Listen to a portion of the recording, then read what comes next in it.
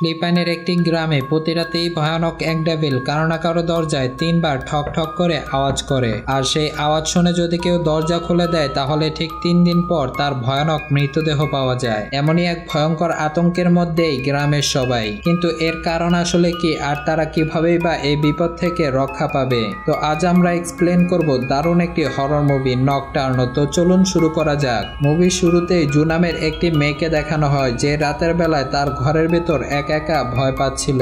সে তার জিনিসপত্র রেডি করে রেখেছিল, কেননা সে এখান থেকে খুব তাড়াতাড়ি পালিয়ে যাওয়ার সিদ্ধান্ত নিয়েছে। তখনই সে ঘরের মধ্যে কিছু ভয়ানক শব্দ শুনতে পায়, যেটা শোনা মাত্রই সে ভয় পেয়ে দ্রুত ঘর থেকে বেরিয়ে আসে। সে যখন রাস্তার মধ্যে একা হাঁটছিল তখনই জু অনুভব করতে পারে যে কেউ তার পিছনে রয়েছে, কিন্তু সে যখন পিছনে ফিরে তাকায় তখন সেখানে আর কাউকে দেখতে পায় না। তার মনে হচ্ছে যে কোনো অদৃশ্য শক্তি তার পেছনে পড়ে আছে। সে সেখান থেকে দ্রুত পালিয়ে মানুর কাছে চলে আসে। আসলে মানু ছিল তার বয়ফ্রেন্ড। মানু জুকে সঙ্গে করে নিয়ে হোটেলে চলে আসে, আর সেই হোটেলটি ছিল মানুর নিজের। হোটেলে এসে জু তাকে বলে কেউ তার পিছনে পড়ে আছে, কিন্তু মানু এসবের কিছুই বুঝতে পারে না এবং সে এসব কিছু বিশ্বাস করতে চায় না। তাই জু তাকে বলে তার মা ছোটবেলা থেকে বলে আসছে কিছু আজব ঘটনা, আর সেই আজব ঘটনাগুলো তার মা শুনেছিল তাদের কাছ থেকে, যাদের কাছে তার মা ছোটবেলায় বড় হয়েছে। ছোটবেলা থেকে তার মা তাকে বলে এসেছে মধ্যরাতে যদি কেউ দরজায় 3 বার টোকা দেয় তাহলে ভুল করেও দরজা খুলবে না, না হলে অনেক ভয়ানক বিপদ নেমে আসবে যার পরিণাম হবে মৃত্যু। ঠিক এমনই একদিন মধ্যরাতে জু তার ঘরের দরজায় ঠকঠকানোর আওয়াজ শুনতে পায়, আর সেই রাতে জু ডিসাইড করে যে তার মায়ের কথা অমান্য করে দরজা খুলে বাইরে দেখবে আসলে কি জন্য তার মা তাকে মধ্যরাতে দরজা খুলতে বারণ করেছে। তাই সে তার মায়ের কথা অমান্য করে দরজা খুলতে যায়। তখন সে তার দরজা খুলে দেয়। সে বাইরে কাউকে দেখতে পায় না, তাই সে দরজা আটকে দিয়ে আবারও ভেতরে চলে আসে। ঠিক তখনই আবার দরজায় ঠকঠকানোর আওয়াজ ভেসে আসে, তাই সে আবারও গিয়ে দরজা খুলতে নেয়, কিন্তু এবার তার জন্য অনেক ভয়ানক বিপদ অপেক্ষা করছে। সে দরজা খুলে এমন কিছু দেখতে পায় যেটা দেখে ভয় পেয়ে চিৎকার করে ওঠে এবং দ্রুত দরজা বন্ধ করে দেয়। দরজা বন্ধ করে সে ভিতরে প্রবেশ করলেই তার মা চিৎকার শুনে আসলে দেখতে পায় দরজা খোলা। সে জুর উপর প্রচন্ড পরিমাণে রেগে যায় আর তাকে অনেক বকাঝকা করতে শুরু করে। তার মা চিৎকার চেঁচামেচি করে বলতে থাকে, তুমি কার পারমিশন নিয়ে দরজা খুলেছ? তোমাকে আমি বারবার করে বলে এসেছি যে মধ্যরাতে কেউ যদি ঘরের দরজা নক করে তাহলে ভুল করেও দরজা খুলবে না, যেটা জানার পরেও সেই ভুল তুমি করে ফেলেছ। এরপরে সিন বর্তমানে দেখানো হয়, যেখানে মানু তাকে বলে তোমাকে মানা করার পরেও কি জন্য তুমি দরজা খুলতে গিয়েছিলে। জু মানুকে এটাও বলে যে ঘটনাটি 3 দিন আগে ঘটেছিল, যার পর থেকে এই অদৃশ্য ভয়ানক ডেভিল তাকে তাড়া করে বেড়াচ্ছে। কিন্তু মানু এখনো তার কথা বিশ্বাস করতে পারে না। সে তাকে বলে যে এগুলো তোমার মায়ের শোনানো গল্প। আর তখনই হঠাৎ জু বমি করতে থাকে। তার শরীর অনেক খারাপ হয়ে যায়, তাই মানু তার জন্য মেডিসিন নিয়ে আসতে বাহিরে চলে যায়। যদিও জু তাকে অনেক মানা করেছিল, এখন রুমের মধ্যে জু একদমই একা রয়েছে। সে ফ্রেশ হওয়ার জন্য ওয়াশরুমে চলে আসে। সে তার বড় বোন জ্যামিকে মেসেজ করে জানায় তুমি যেখানেই থাকো না কেন তাড়াতাড়ি বাড়িতে চলে আসো। তখনই সেই হোটেলের দরজায় 3 বার ঠকঠকানোর আওয়াজ শুনতে পায়। জু ভাবে হয়তো মানু এসেছে, এজন্যই সে দরজার কাছে যায়। শিওর হওয়ার জন্য দরজার ফাঁকা দিয়ে সে দেখতে পায় বাহিরে কেউ নেই। তাই সে ঘাবড়ে পিছনে চলে আসে, কিন্তু তখনই দরজায় আবারও নক করে। তখনই সেই রুমের মধ্যে অনেক ভয়ানক ঘটনা ঘটতে থাকে, যেগুলো দেখতে পেয়ে জু নিজেকে বাথরুমে বন্ধ করে ফেলে। কিন্তু দরজায় প্রচন্ড পরিমাণে শব্দ ভেসে আসছিল, মনে হচ্ছিল দরজাকেও ভেঙে ফেলবে। ঘরের ভেতরে থাকা লাইটগুলো ফ্লিকার করতে থাকে। ঠিক তখনই জুর চোখ দুটো ভয়ানক হয়ে যায়। সে ভয়ে চিৎকার করতে থাকে এবং সেই ভয়ানক ডেভিল জুকে খুবই নৃশংসভাবে মেরে ফেলে। এরপর দৃশ্য পরিবর্তন হয়ে জ্যামিকে দেখানো হয় যে তাদের বাড়িতে ফিরে আসছিল, কেননা সে তার বোনের মৃত্যুর সংবাদ পেয়ে খুবই কষ্ট পেয়েছিল। এরপর জ্যামি তার বাড়ি ফিরে আসলে আমরা দেখতে পাই তাদের বাড়ি ছিল একটি আইল্যান্ডের উপর। সেখানে পৌঁছে সে তার মামা টিটুর সঙ্গে দেখা করে। সে তাকে বাড়িতে নেওয়ার জন্য রিসিভ করতে এসেছিল। বাড়িতে যাওয়ার সময় টিটু জ্যামিকে বলে জুর মৃত্যুর ব্যাপারে পুলিশ জানিয়েছে সে নিজে আত্মহত্যা করেছে, তাছাড়া সে ওখানে অন্য কোনো প্রুফ পায়নি। কিন্তু তাদের সন্দেহ রয়েছে তার বয়ফ্রেন্ড মানুর উপর, যে তাকে হোটেলে নিয়ে গিয়ে হয়তো মেরে ফেলেছে। এখানে আমরা জানতে পারি যে জ্যামির ফ্যামিলি মানুকে খুব একটা পছন্দ করত না। তারা ঘরে পৌঁছানোর সময় একটি জায়গায় গাড়ি থামায়, যে জায়গায় তার মা ছোটবেলায় অনেকগুলো নানদের কাছে বড় হয়েছিল।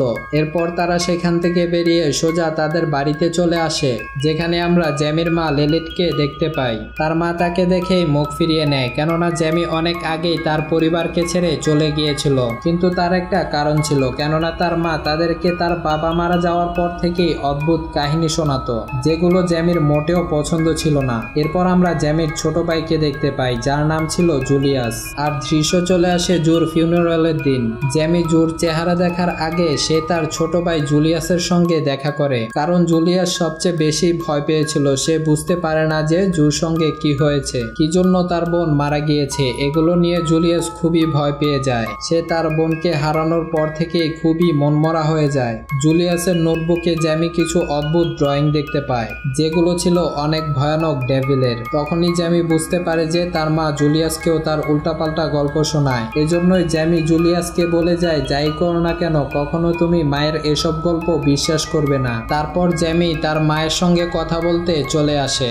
সে তার বোনের মৃত্যুর ব্যাপারে তার মায়ের কাছে জিজ্ঞেস করলে তার মা তাকে জানায়, আমি তাকে অনেকবার বারণ করেছিলাম, মধ্যরাতে দরজায় নক করার আওয়াজ পেলে সে যেন দরজা না খোলে, কিন্তু জু আমার কোনো কথাই শুনেনি। এটা শুনে জ্যামি অনেক অবাক হয়ে যায়। সে তার মাকে বলে, তোমার এসব বেকার গল্প শুনতে শুনতে অতিষ্ঠ হয়ে গিয়েছি।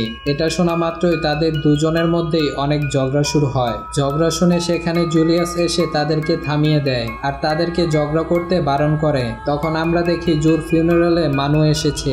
মানুকে দেখে জুর মা চিৎকার চেঁচামেচি শুরু করে দেয় আর তাকে এখান থেকে চলে যেতে বলে, কারণ সে রাতে যদি জুকে একা না ছাড়তো তাহলে আজ জু তাদের মাঝে বেঁচে থাকতো। মানুকে বাহিরে আসতে দেখে জ্যামি তার পিছু নেয় আর তাকে দাঁড় করিয়ে বলে আসলে সেদিন রাতে কি ঘটেছিল, যেখানে আমরা দেখতে পাই মানু অনেক ভয় পেয়ে আছে। মানু বলে, সেদিন রাতে জু আমাকে বারবার করে বলেছিল যে কোনো এক অদৃশ্য শক্তি তার পিছনে পড়ে আছে, কিন্তু আমি তার কথাকে সেভাবে গুরুত্ব দেইনি। কিন্তু যখন আমি হোটেলে ফিরে আসি তখন দেখতে পাই জু অনেক ভয়ানকভাবে মারা যায়, যেটা দেখে আমি প্রচন্ড ভয় পেয়ে যাই। এরপর দিন থেকে আমি কিছু অদ্ভুত আওয়াজ শুনতে পাচ্ছি আর প্রতিদিন মধ্যরাতে আমার দরজায়ও কেউ একজন এসে নক করে। তখনই আমরা বুঝতে পারি যে এখন সেই ডেভিল মানুর পিছনে পড়ে আছে, কিন্তু জ্যামি তার কোনো কথাই বিশ্বাস করে না। তাকে বলে, তুমি আমার মায়ের এসব ফালতু গল্প বিশ্বাস করা বন্ধ করো। এরপর জুর ফিউনারাল শেষ করে সবাই যখন সেখান থেকে চলে গিয়েছিল তখন সবশেষে জ্যামি জুর চেহারা দেখতে পায়। জ্যামি দেখে জুর গলায় বিশাল একটা কাটা দাগ, মানে তাকে খুবই ভয়ানকভাবে মেরে ফেলা হয়েছে, যেটা দেখে জ্যামি সেখানেই কান্নায় ভেঙে পড়ে। তখনই আমরা দেখতে পাই যে জ্যামির পিছনে চলে আসে একটি ভয়ানক ডেভিল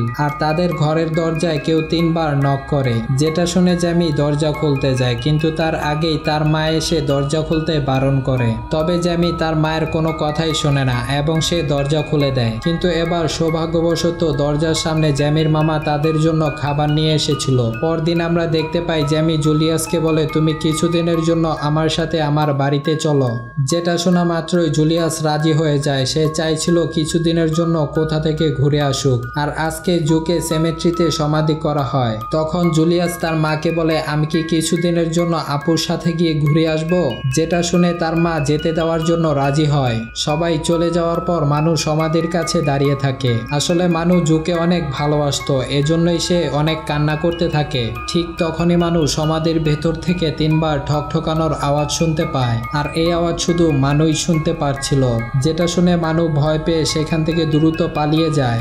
জ্যামি তার এমন ব্যবহারে কিছুই বুঝতে পারে না যে মানুর হঠাৎ করে কি হলো, তাই সে রাত্রিবেলা মানুকে কল করে, কিন্তু সে তার কল রিসিভ করে না। একটু পর জ্যামি তার মেন গেটে আবারও নক করার আওয়াজ শুনতে পায়, তাই সে প্রথমে জানালার কাছে এসে জানালার ফাঁকা দিয়ে বাইরে দেখতে থাকে যে কে এসেছে, কিন্তু সে বাইরে কাউকে দেখতে পায় না। তাই সে দরজা খোলার জন্য নিচে নামতে যাচ্ছিল। তখনই তার ভাইয়ের ঘরটি দেখে সে থমকে দাঁড়ায়, কারণ সেই ঘর থেকে অনেক আওয়াজ আসছিল।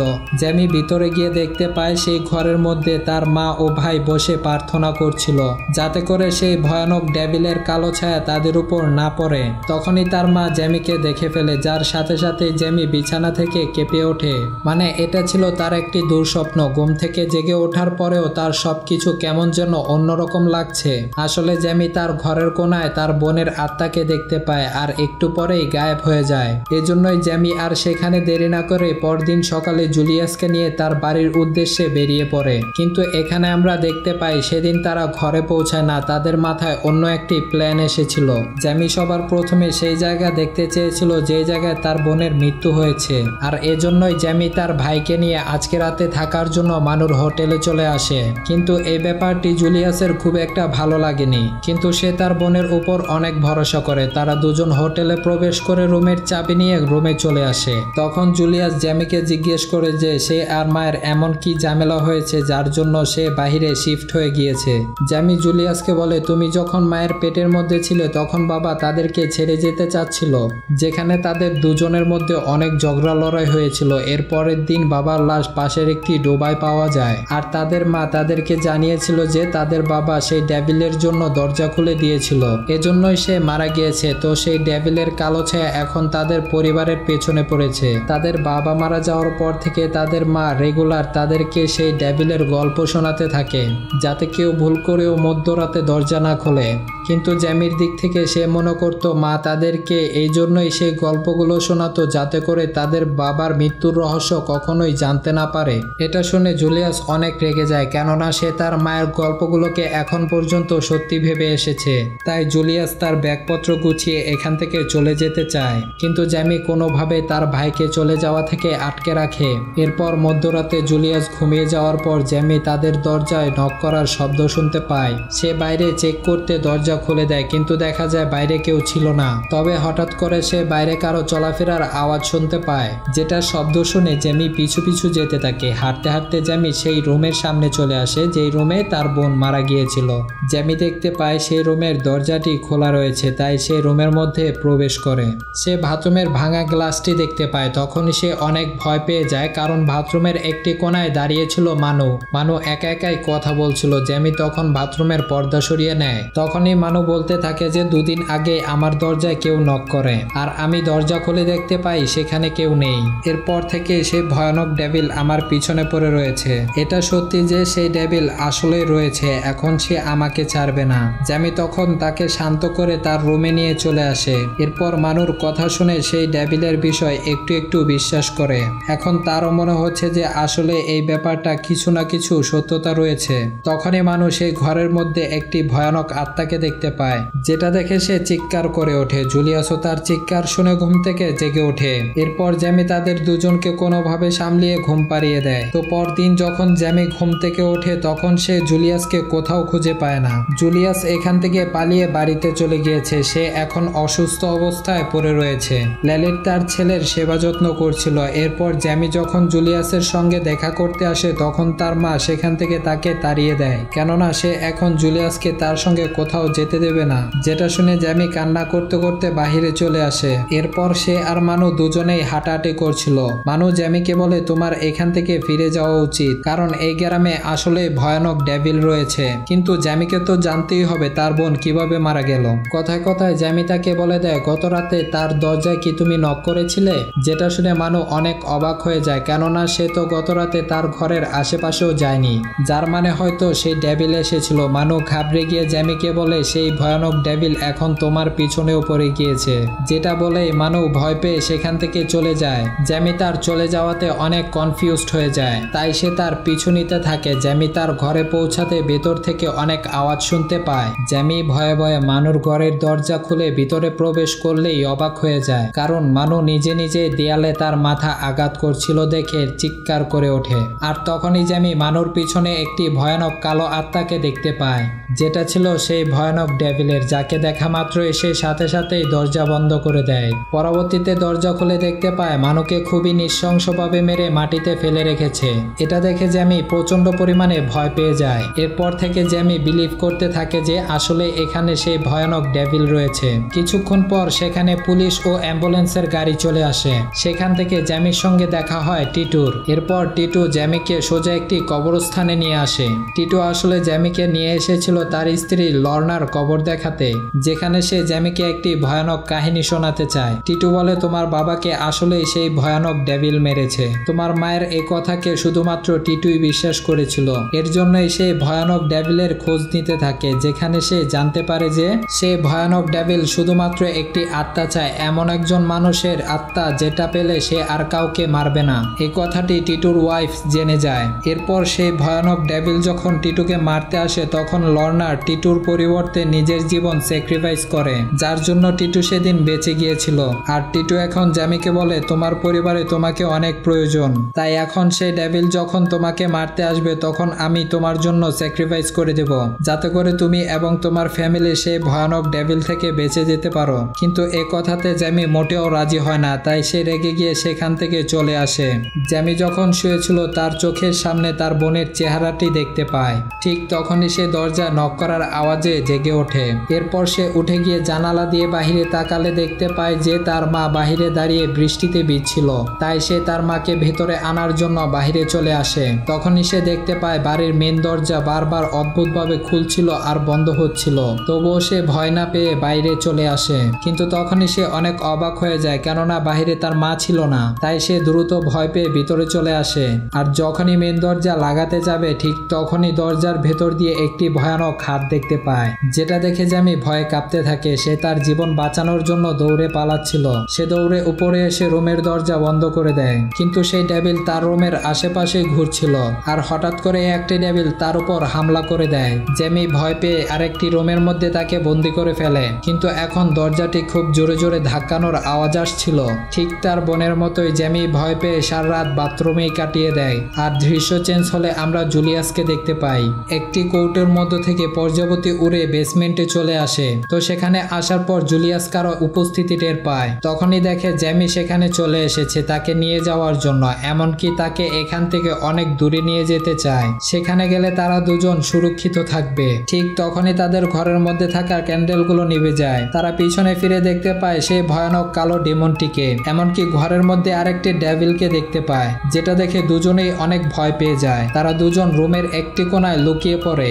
জ্যামি লুকিয়ে লুকিয়ে দেখছিল ঘরের সেই ভয়ানক ডেভিল ঘুরে ঘুরে তাদেরকে খুঁজতে থাকে, যেটা দেখে জ্যামি একটি চাকু নিয়ে নেয়। কিন্তু তখনই তাদের সৌভাগ্যবশত ঘরের বাহিরে টিটু চলে আসে আর তাদেরকে ডাকতে থাকে। টিটুর গলার আওয়াজ পেয়ে তারা দুই ভাই বোন তার কাছে ছুটে আসে আর একটু আগে ঘটে যাওয়া সকল ঘটনা বলতে থাকে, যেটা শোনার পর টিটু তাদের দুজনকে সঙ্গে করে নিয়ে তার বাড়িতে চলে আসে। একটু পরে দেখা যায় লেলিট টিটুর বাড়িতে চলে এসেছে এবং ফাইনালি আমরা দেখতে পাই জ্যামি তার মায়ের কাছে ক্ষমা চায়, কেননা সে এতদিন তার মাকে ভুল বুঝেছিল।